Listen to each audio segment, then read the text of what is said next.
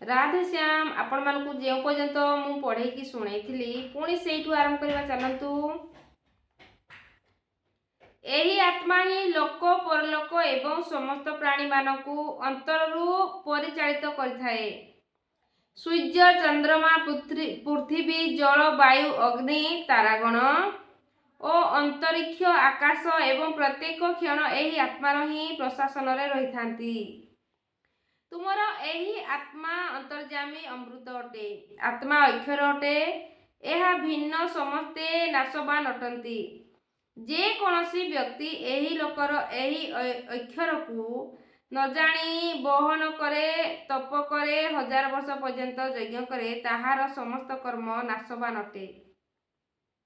जे कौनसी व्यक्ति एही अक्षर को न जानी एही लोकरु मृत्युवरण करी चली जाए से दयनीय अटे, कृपण मध्य अटे एवं एही अक्षर को जानी एही लोक को मृत्युवरण करी चली जाए से ब्राह्मण अटे।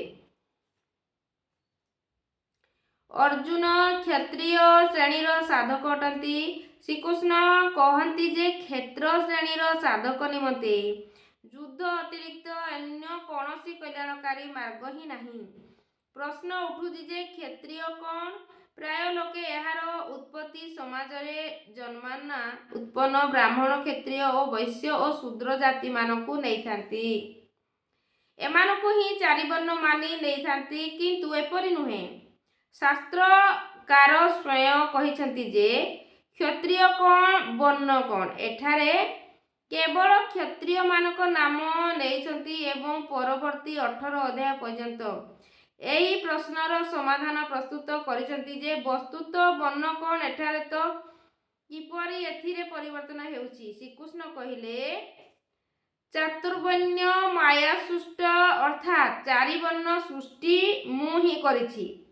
केबे कौन मनुष्य को बांटिथिले? श्रीकृष्ण कहउचंती नाही। गुण कर्म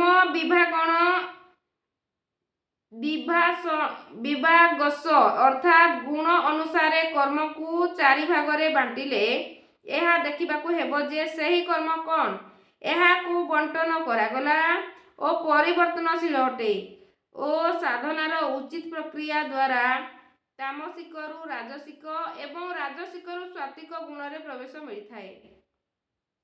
अंतर्गता ब्राह्मण स्वभाव होई जाइथाए। सही समय ब्राह्मण प्रवेश करुथिबा समस्त योग्यता को ही साधक पाखरे रखी थाए और वर्ण संबंधी प्रश्न एठारू प्रारंभ होई 18 अध्याय रे जाई पूर्ण होई अछि। श्रीकृष्ण को मान्यता जे श्रेयान स्वध धर्म विगुण पर धर्मा सुनिश्चिता अर्थात स्वभावरु उत्पन्न एही धर्मर प्रभुत हेबार क्षमता जेउ स्तर रे हेउना काहींकी भले ताहा गुण रहित शूद्र श्रेणीर हेउना काहींकी तेबे मध्य परम कल्याण करिथाए।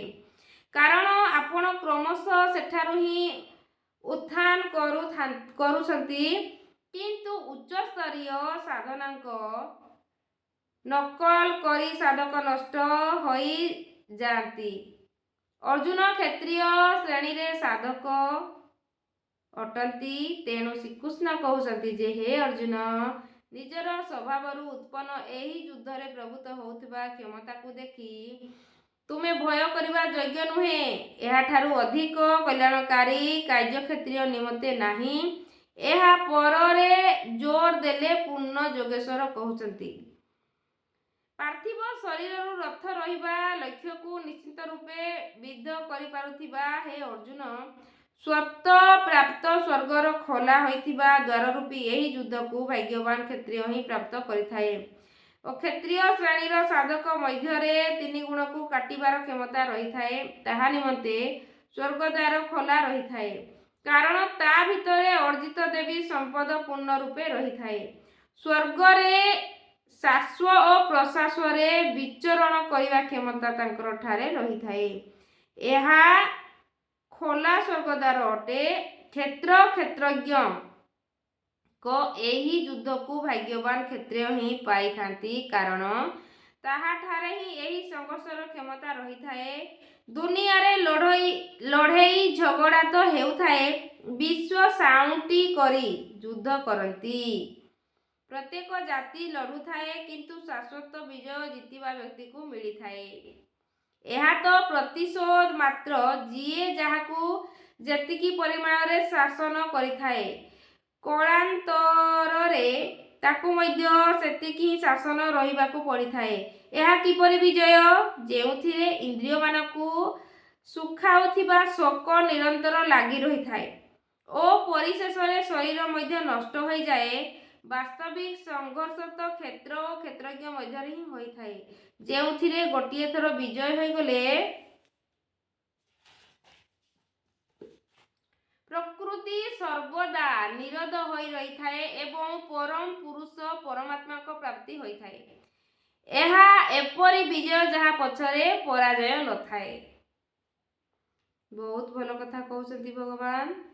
तो वीडियो यदि आपको पसंद आसुची ताले लाइक शेयर कमेंट सब्सक्राइब आपण माने करिवे। आप सबका मंगल हो। Blessing blessing blessing.